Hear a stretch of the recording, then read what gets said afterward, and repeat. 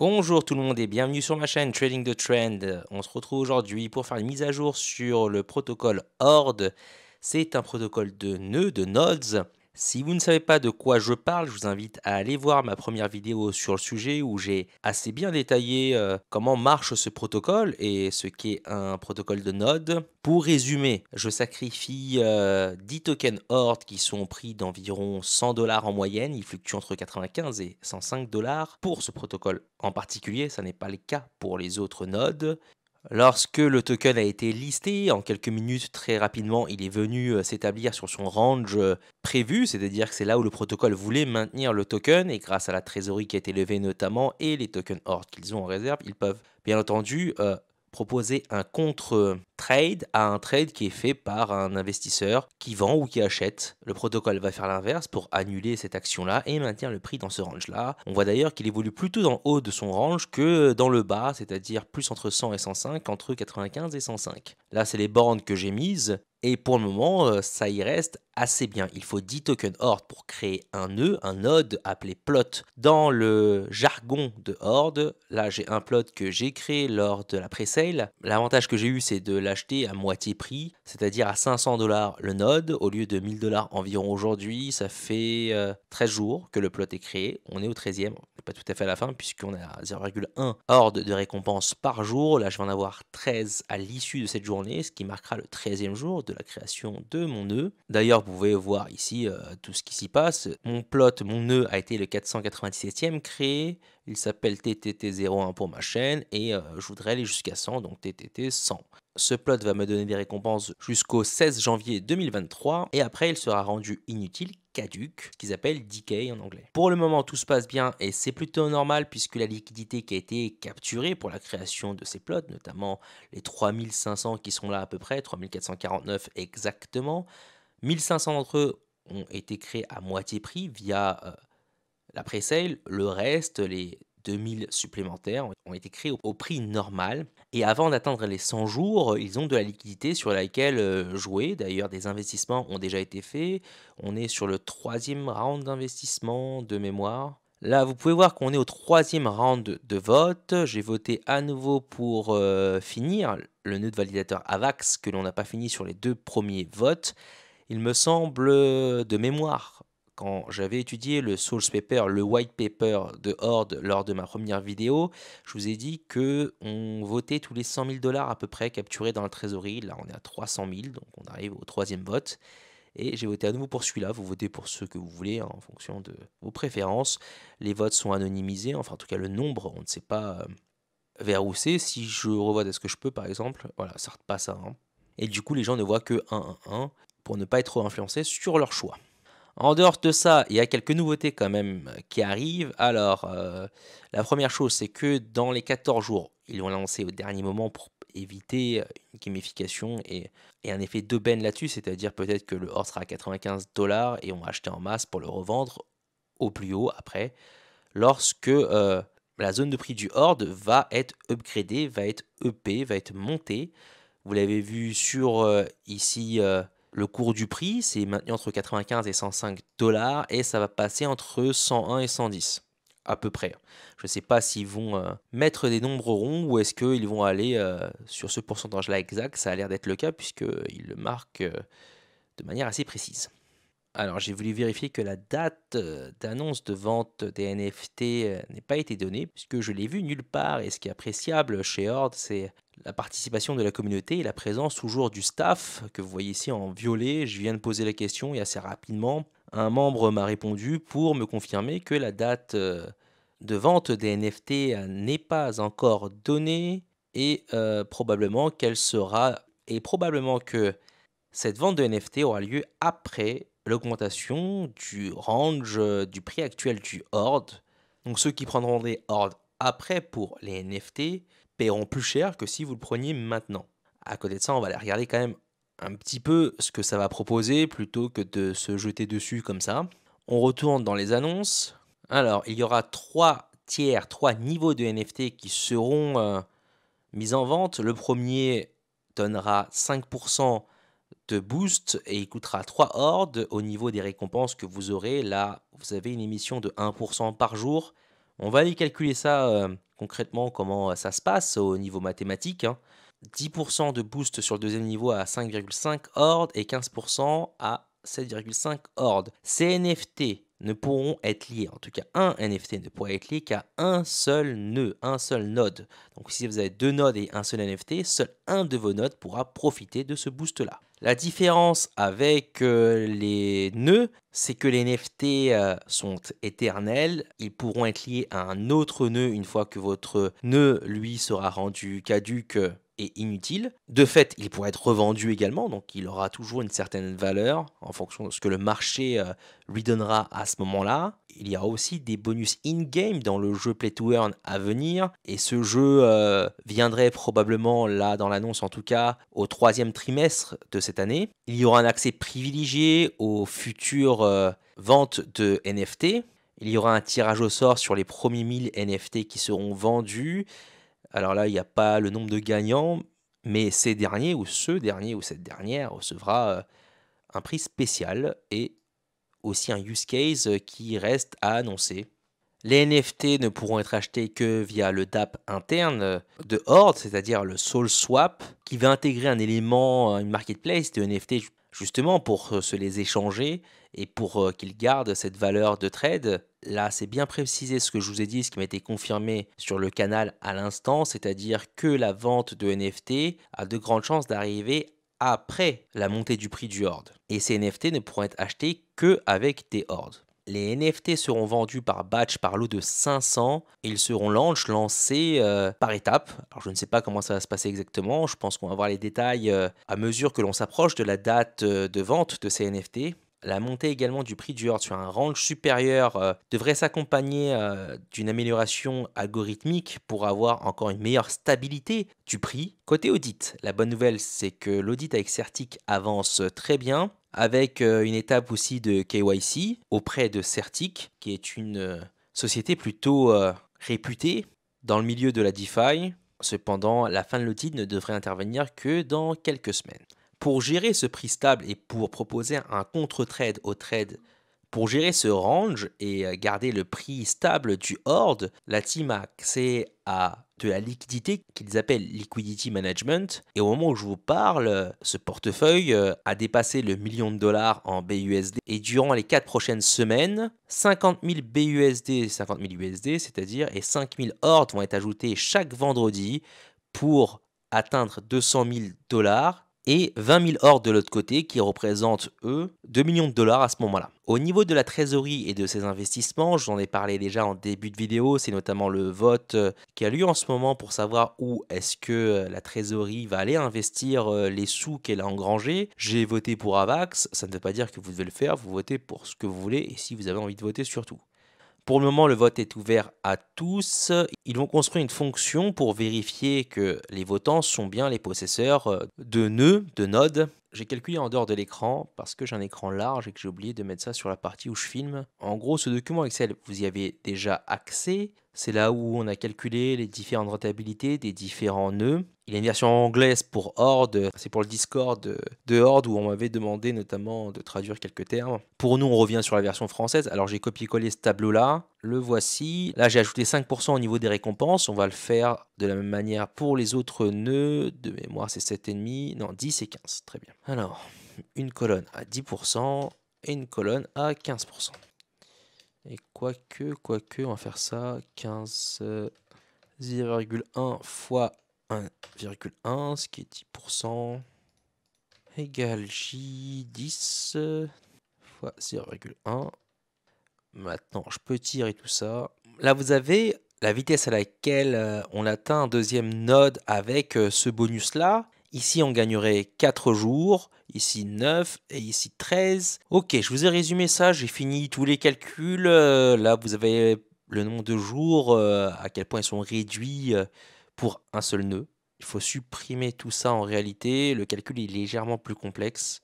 Alors pourquoi est-ce que j'ai supprimé tout ce que j'avais mis au départ? Simplement parce que le NFT est lié qu'à un seul plot, qu'à un seul nœud, donc qui n'est pas valide sur les autres nœuds. Sur la base de 5%, on va réduire de 4 jours la durée nécessaire pour refaire un nœud.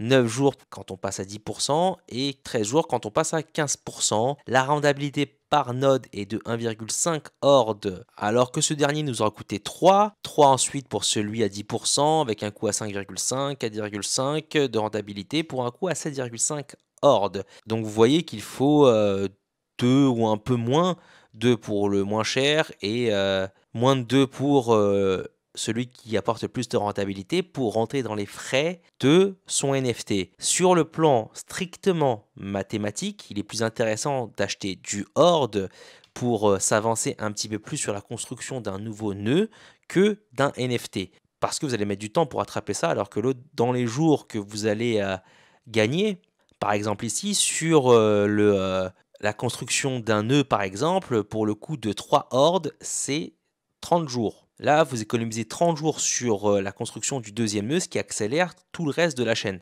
Après, à côté de ça, je vous ai listé les avantages qu'il pourrait y avoir et peut-être qu'à ce niveau-là, ça pourrait être intéressant. Sur le plan mathématique strict, non, je préfère acheter du Horde pour accélérer la construction d'un nouveau nœud plutôt que de privilégier l'achat d'un NFT pour la construction d'un node. Si on revient ici au niveau des annonces, ce qui pourrait être intéressant, c'est cela, c'est-à-dire la possibilité de jouer ensuite, d'avoir des avantages in-game dans le jeu à venir. Il se pourrait qu'il soit bien conçu, comme on l'a vu déjà avec le protocole. Pour l'instant, en tout cas, je donne le bénéfice du doute à la team, puisque jusque-là, ils ont bien réussi ce qu'ils ont entrepris et respecté leurs engagements à tous les niveaux, c'est-à-dire que le prix est resté dans son range.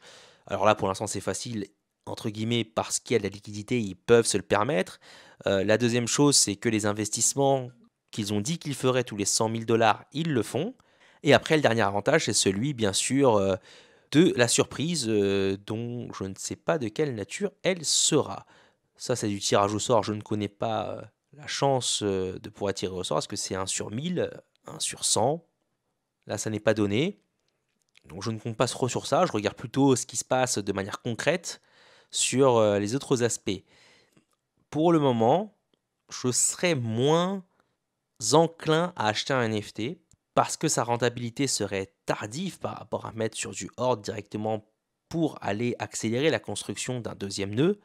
Et il pourrait être plus intéressant si le prix ne s'envole pas de manière extraordinaire sur le NFT, d'aller acheter ça en fin de plan de rentabilité.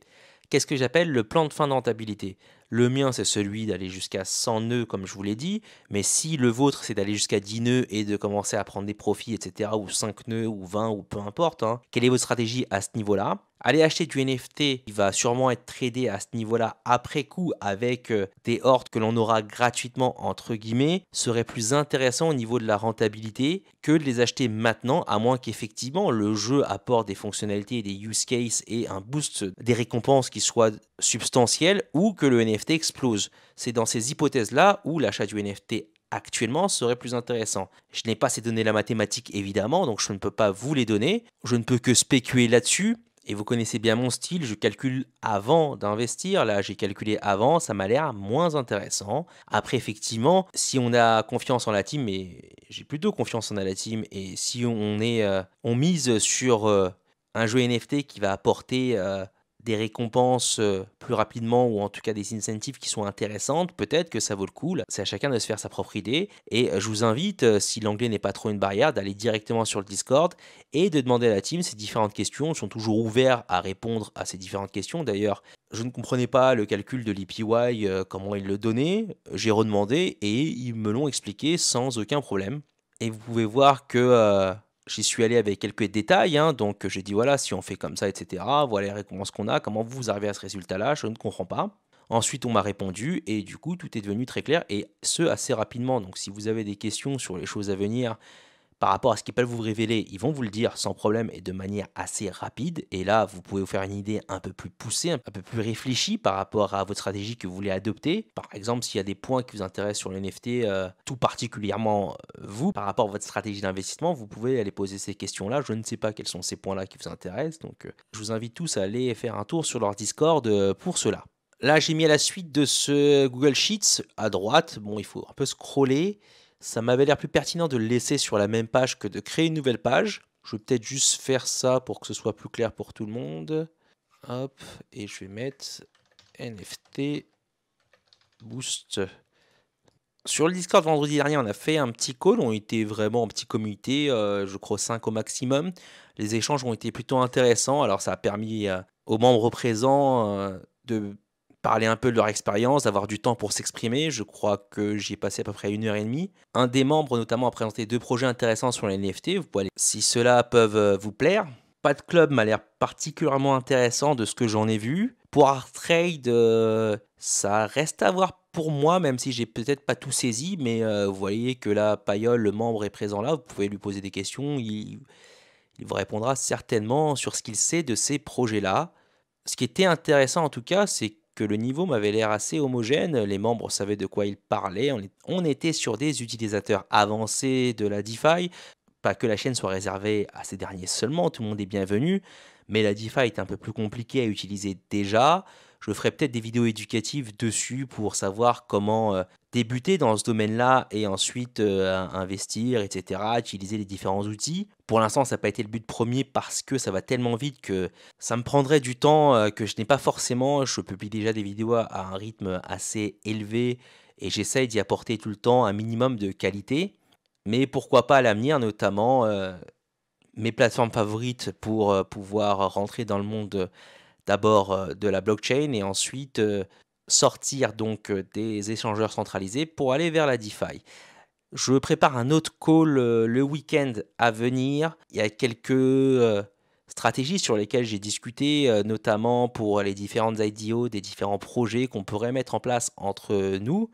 Et dans ce call, notamment, j'avais parlé du fait que je m'intéressais à nouveau à Toom et ses forks. L'espace est en train de mourir petit à petit, il y a vraiment que Toom qui arrive à s'en sortir. Et encore, là, ça fait un moment qu'il est en dessous du PEG, mais son TVL est toujours très intéressant, 500 millions. C'est le projet originel, c'est celui qui a lancé cet espace-là. Tout le reste se casse à peu près la gueule. Cependant, pourtant, l'espace a été ouvert. Il y a de la recherche et des innovations qui sont apportées par des nouveaux protocoles. Je regarde ça de près pour voir s'il n'y a pas un truc qui peut sortir du lot et qui peut notamment résoudre la problématique dans le cas de dump, comment regagner le PEG, notamment. Le PEG, cela signifie qu'on a un token ici, le TOOM, qui est adossé au prix du FTM, qui est de 1,43 $ en ce moment. Et là, le TOOM vaut 0,95 FTM. Il reste un peu moins de 5% à aller chercher vers le haut pour atteindre le PEG 1 pour 1 de TOOM avec Phantom. Beaucoup de protocoles, quand ils commencent à se cracher, ils ont du mal à retrouver ce PEG et à le maintenir, ce qui n'est pas encore le cas de TOOM, qui arrive à le faire. Après, derrière, il y a une grosse structure, il y a Harry, c'est quelqu'un qui est multimillionnaire, qui dirige un hedge fund, etc. Donc il a les moyens de maintenir son protocole à flot, ce qui n'est pas forcément le cas de tous les nouveaux qui se lancent. En plus de ça, les personnes qui lancent ces projets-là ne sont pas forcément DeFi savvy dans le sens où, bien sûr, ils connaissent la DeFi, etc. Ce que je veux dire, c'est gérer les mécanismes, mais également savoir investir ailleurs, comment faire proliférer leur trésorerie s'il y en a une, pour pouvoir maintenir le PEG. Compter seul sur la communauté pour ce genre de projet, ça ne marche pas. Je suis en train de voir 2 autres projets, c'est assez complexe, donc ça me prend un peu de temps. J'essaie de vous détailler ça de manière assez claire, sans doute avec des animations comme vous le connaissez déjà. Ça me prend plus de temps aussi pour faire ces vidéos dans ce cas-là. Mais c'est quelque chose que j'explore à nouveau parce que l'espace est ouvert, mais il y a un vide à combler et la nature a horreur du vide. Il y a des personnes qui vont se positionner dessus avec des projets intéressants et c'est là où il serait intéressant de voir comment cela évolue. Alors j'ai dit dernière chose, mais en fait c'est faux. Non, ce que je voulais vous montrer c'était Titano. J'en parlais justement dans mon Discord pas plus tard que sur le call de dimanche. Un membre me demandait si c'était intéressant de faire du DCA dessus et j'avais répondu, à mon avis, ça retourne en zone de rechargement, dans la zone des 61,8. Alors, on va zoomer, on va virer ça pour avoir plus de place. Pas forcément sur cette impulsion-là, puisque vous voyez qu'on a défoncé cette zone-là, mais plutôt sur cette impulsion-là. Donc, on va recalibrer ça. Et vous voyez que là, on touche les 61,8. Donc là, ça commence à être intéressant de faire du DCA. Et globalement, sur toute cette zone-là, entre les 61,8 et les 78,6. Ça ne veut pas dire que ça n'est pas aller en dessous. Là, on va approcher une zone de support importante qui est à la fois doublée par la zone des 61,8 des retracements Fibonacci boule et par cette zone de consolidation que l'on a eue auparavant. Donc à voir si on va la défoncer ou pas. Pour l'instant, ça n'a pas l'air d'être forcément le cas sur la bougie daily. On y est vraiment parfaitement pour le moment. Mais sachez que pour moi en tout cas, si je n'étais pas entré dans Titano avant, ça c'est une zone qui me paraît d'être intéressant en zone d'achat. Ça peut durer un petit moment parce que la poussée a pris un peu de temps. Donc là, je pense qu'on va consolider et corriger pendant au moins quelques jours. Après, je peux me tromper, c'est juste mon analyse technique. On va pas faire forcément un truc comme ça. Ou quoi que ça a pris déjà quelques jours, disons comme ça. Mais plus vraiment avec une période de réaccumulation pour pouvoir faire repartir les cours du prix. On a eu des divergences bear sur le cours jusqu'au daily qui étaient assez notables. Alors je ne vais pas faire non plus une vidéo sur ça, mais enfin bon, je vais montrer ça rapidement. Vous voyez que là, on a le RSI qui baisse et le cours du prix qui monte globalement assez peu, mais qui monte quand même avec le RSI qui baisse. Il faudra un reset au niveau sans doute des indicateurs et une période d'accumulation pour que le prix repart. Est-ce que j'ai vu autre chose qui était intéressant à vous noter et dont je n'allais pas faire une vidéo dessus de manière spécifique? Ah oui, c'était Aura. Ce truc-là a explosé. Je l'ai découvert que quand ça a explosé, ça a été un launch qui était plutôt discret. On est en train de corriger. Je ne connais pas les fondamentaux de ce projet-là. Pourquoi est-ce qu'il a explosé? Je ne suis pas allé regarder le white paper, etc. Je ne me suis pas renseigné sur le projet. Je sais juste que c'est un Titano Fork. Donc n'allez pas non plus ape dessus. Simplement parce que c'est dans une zone intéressante d'achat. Essayez de vous renseigner un petit peu plus quand même avant. Et après, bon, chacun fera comme il l'entend. Mais on va regarder ça rapidement. Hop, voilà, vous voyez qu'on rentre dans la zone des 61,8, 78,6 et à nouveau, zone intéressante d'achat à ce niveau-là. Entre ces deux bandes, c'est-à-dire entre 96 centimes globalement et 54 centimes. Si je ferais du DCA, si c'est un projet qui m'intéresse, c'est là où je ferais du DCA. Pareil pour Titano également. À côté de ça, on a Sphere qui explose, mais bon, là, c'est pas une zone intéressante d'achat du tout si vous n'y étiez pas avant, donc n'allez pas. Enfin, n'allez pas. Vous faites ce que vous voulez, mais en tout cas, pour ma part, je n'irai pas dessus à ce moment-là. On va regarder ça rapidement. Alors là, c'est vraiment le b.a.-ba de l'analyse technique, hein. Si vous regardez mes analyses techniques que je fais sur le Bitcoin, vous allez voir que c'est bien plus poussé. Là, je fais ça rapidement, surtout parce qu'en plus, c'est des tokens qui sont plutôt jeunes, donc il y a beaucoup moins de data. On va regarder Sphère. J'ai réajusté. Est-ce qu'on a le RSI? Ouais, le RSI, lui, est en zone... le RSI, lui, est dans la zone critique d'achat. Ça peut rester là un petit moment, ça peut faire des divergences avec des nouveaux sommets ascendants assez légers comme ça, avec le RSI, lui, qui va baisser en parallèle, ce qui sera un signe de top local avant une consolidation. Et la zone d'achat qui me paraît intéressante, elle se situe ici entre les 61,8 et les 78,6, c'est-à-dire entre est-ce qu'on peut voir ça? Entre environ 2 centimes et 1,5 centime environ.